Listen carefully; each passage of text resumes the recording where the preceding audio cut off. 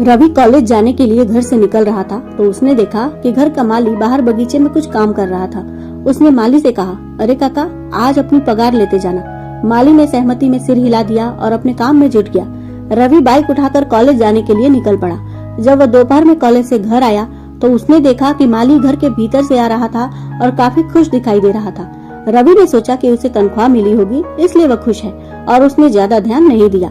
लेकिन जब वह घर के भीतर आया तो उसने देखा कि उसकी भाभी हॉल में अपना सिर पकड़कर बैठी हुई थी और वह काफी उदास और थकी हुई सी लग रही थी। रवि ने धीरे से कहा, क्या हुआ भाभी, आप उदास क्यों हो? भैया की याद आ रही है क्या? उसकी भाभी शीतल कहने लगी, अरे नहीं, बस घर के काम करके थक गई हूँ, और कोई बात नहीं है। वो आज नौकरानी नहीं आई थी ना, तो सारा काम मुझे ही करना पड़ गया। रवि कहने लगा, तो थोड़ा काम कल के लिए छोड़ देती, एक साथ ज्यादा काम करने की क्या जरूरत थी? यह बाई भी ना पता नहीं रोज रोज कहाँ गायब हो जाती है। आप रुको, मैं उसे फोन लगाकर डांटता हूँ। शीतल कहने लगी, अरे नहीं, उसे कुछ मत कहना, उसके बच्चे की तबीयत खराब है, इसलिए वो नहीं आ पाई। रवि कहने लगा, ठीक है भाभी, मैं हाथ मुंह धोकर फ्रेश हो जाता हूँ, फिर हम साथ बैठकर खाना खाते हैं। वैसे आज क्या बनाया है आपने? शीतल धीरे से बोली, आज मुझे कुछ भी बनाने का मन नहीं कर रहा था, तो मैंने दाल चावल और लौकी की भुजिया बना दी है। रवि चौंक कर शीतल की ओर देखने लगा, क्योंकि उसे लौकी तो बिल्कुल भी पसंद नहीं थी। फिर भी उसने सोचा कि अब भाभी ने बना ही दिया है तो खा लेता हूँ। वैसे भी उसकी भाभी उसे काफी थकी हुई सी दिखाई दे रही थी। वह हाथ मुंह धोकर आया, फिर दोनों ने साथ बैठकर खाना खाया। आजकल पता नहीं क्यों शीतल एकदम खामोश हो गई थी। रवि को लग रहा था कि उसके भैया संजीव काम के सिलसिले में 2 महीने के लिए विदेश गए हुए हैं, इसलिए भाभी अकेलेपन से परेशान हो गई है, तभी चुप चुप रहती है। लेकिन किसी को नहीं पता था कि आखिर शीतल के मन में चल क्या रहा है। इधर शीतल खाना खाते खाते अनमनी सी हो गई। उसे अजीब सी बेचैनी हो रही थी। उसके माथे से पसीना बहने लगा। थोड़ी देर में खाना छोड़कर वो वॉशरूम की तरफ भागी। उसे उल्टियां होने लगी। यह देखकर रवि परेशान हो गया। उसने कहा, भाभी, आजकल आपकी तबीयत कुछ ठीक नहीं लग रही है, चलो ना हम डॉक्टर के पास चलते हैं, नहीं तो भैया कहेंगे कि उनके पीछे मैंने आपका ध्यान नहीं रखा। शीतल आनाकानी करने लगी, लेकिन रवि जिद करके उसे शाम को डॉक्टर के पास लेकर गया। डॉक्टर ने कुछ चेकअप किया और उसे कुछ दवाइयाँ दे दी। वह दोनों घर आ गए। शीतल को कमजोरी महसूस हो रही थी, तो रात का खाना रवि ने ही बनाया। खाना खाने के बाद वह शीतल से कहने लगा, चलो भाभी, हम छत पर थोड़ी देर टहल लेते हैं, डॉक्टर ने कहा है ना कि आपको सुबह शाम टहलना चाहिए। शीतल कहने लगी, नहीं, मुझे तो कुछ भी करने की इच्छा नहीं हो रही है, मुझे बस सोना है, बहुत थकावट हो रही है मुझे। लेकिन रवि नहीं माना और वह जिद करके अपनी भाभी को छत पर लेकर चला गया। जब से उसके भैया विदेश गए थे, तब से वह अपनी भाभी का कुछ ज्यादा ही ध्यान रखने लगा था, क्योंकि उसके भैया ने जाते समय कहा था कि वह शीतल का अच्छे से ध्यान रखे। अगली सुबह शीतल की तबीयत थोड़ी ठीक लग रही थी। सुबह नाश्ते के बाद वह थोड़ी देर के लिए घर से बाहर चली गई। रवि उसे पूरे घर में ढूंढ रहा था, लेकिन वह कहीं दिखाई नहीं दी। थोड़ी देर के बाद वह बाहर से आती हुई दिखाई दी, तो रवि पूछने लगा, भाभी, आप कहाँ चली गई थी? शीतल घबरा गई और कहने लगी, वह मैं थोड़ा टहलने के लिए गई थी। रवि सोचने लगा, कल रात जब मैं इन्हें टहलने के लिए कह रहा था तब तो ये इनकार कर रही थी, लेकिन आज बिना मुझे बताए ये टहलने के लिए कैसे चली गई? वह ध्यान से अपनी भाभी की ओर देखते हुए सोच रहा था, तो शीतल उसकी नजरों का सामना नहीं कर पाई और चुपचाप अपने कमरे में चली गई। रवि के कॉलेज जाने का समय हो रहा था। वो अपने कमरे में तैयार हो रहा था। जैसे ही वह तैयार होकर बाहर आया तो उसने देखा कि भाभी के कमरे से माली निकल रहा था और वह आज भी बहुत खुश दिखाई दे रहा था। अब तो रवि सोच में पड़ गया। उसने माली को रोकते हुए पूछा, आप इस वक्त घर में क्या कर रहे हैं? माली उसे देखकर सकपका गया और घबराते हुए कहने लगा, रवि बाबू, वो मैं मैडम से पूछने आया था कि गुलाब के कुछ पौधे सूख गए हैं, तो नए पौधे लगाने हैं या नहीं। रवि उसके जवाब से संतुष्ट नहीं हुआ, क्योंकि छोटी सी बात पूछने के लिए माली को भाभी के कमरे में जाने की क्या जरूरत थी। वो उसे कठोर नजरों से घूरता रह गया, तो माली झटपट अपने कदम बढ़ाता हुआ घर से बाहर निकल गया और बगीचे में जाकर अपना काम करने लगा। अब तो रवि को कुछ शक होने लगा था कि आखिर घर में चल क्या रहा है।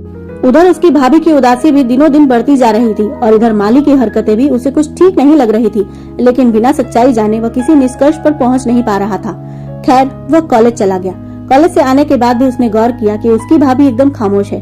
अब तो उसकी बेचैनी बढ़ने लगी। उसे लग रहा था कि घर में कुछ न कुछ बहुत गलत हो रहा है। अगले दिन वह मालिक को दिखाकर सामने के गेट से कॉलेज जाने के लिए निकल गया और पीछे वाले दरवाजे से आकर घर में ही छिप गया।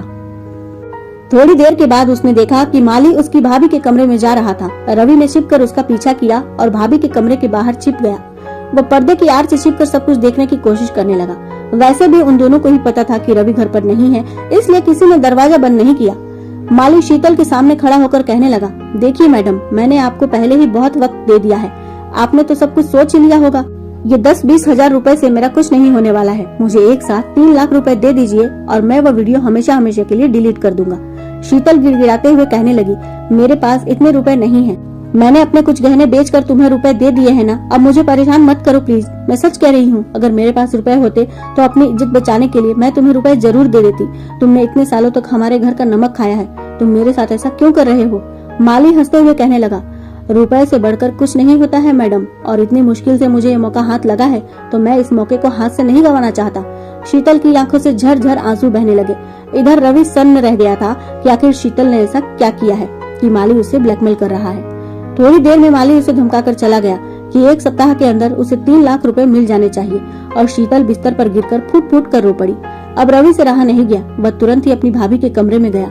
अचानक से रवि को सामने देखकर शीतल अपने आंसू छुपाने की कोशिश करने लगी, लेकिन रवि उसके पास जाकर बैठ गया और कहने लगा, भाभी, आखिर यह सब क्या हो रहा है? माली आपको धमकी क्यों दे रहा था? देखिए, आप मुझसे कुछ भी मत छिपाइए। रवि की बातें सुनकर शीतल टूट गई और फूट फूट कर रोते हुए कहने लगी, देवर जी, मैं बहुत बड़ी मुसीबत में फंस गई हूँ। आपके भैया तो विदेश में है, मैं किससे अपनी परेशानी कहूँ?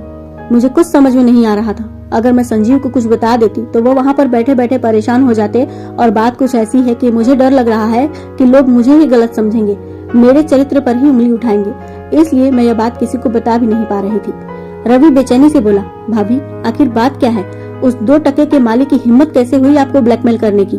शीतल रोते हुए कहने लगी, एक दिन माली प्रसाद लेकर आया था, मैंने वो प्रसाद खाया तो मुझे चक्कर से आने लगे। थोड़ी देर के बाद मैं अपने होश खो बैठी।